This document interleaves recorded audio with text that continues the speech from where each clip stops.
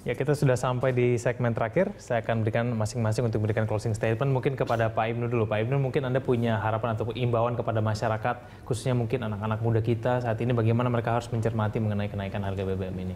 Kalau sekali lagi, kalau bagi pendidikan dalam hal ini Kemdikbud, harapannya KIP ini nanti karena sasarannya ditambah, maka pengalihan subsidi BBM ini salah satunya untuk menambah sasaran KIP tadi. Tapi kita juga lihat, saya sepakat dengan Pak Sunarsip, kita terus benahi layanan dasar dalam hal ini di Kemdikbud tentu pendidikan.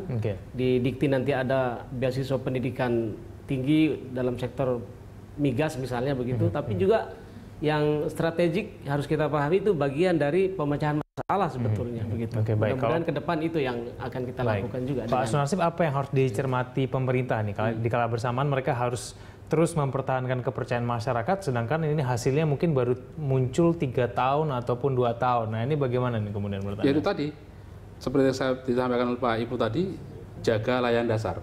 Itu dulu ya. Kemudian kalau itu dijaga kan bisa masyarakat paling tidak apa istilahnya itu ya, paling tidak tenang gitu ya, aman. Kira-kira gitu ya, psikologisnya lebih tenang lah gitu.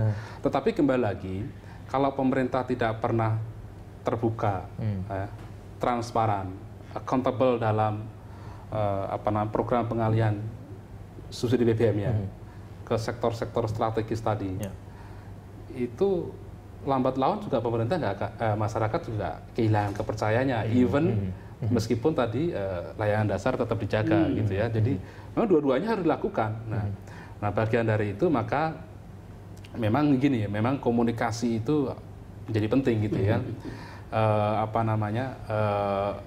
Saya terus terang dalam 10 tahun terakhir itu tidak pernah mendengar informasi atau jarang, saya baca koran banyak gitu kan, mengikuti berita tuh banyak, tapi progres pembangunan yang terkait dengan misalnya dulu kita punya rencana connectivity, terus kemudian rencana pembangunan transportasi dan segala macam, itu membuat kita itu juga benar nih program connectivity ini benar-benar dijalankan, kok kelihatannya nggak ada progresnya. Nah, kira-kira gitulah.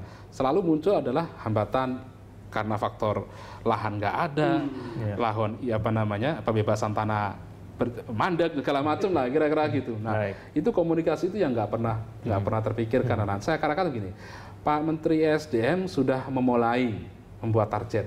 Dalam statement di berbagai media itu saya sering baca, 4 tahun kita punya kilang baru.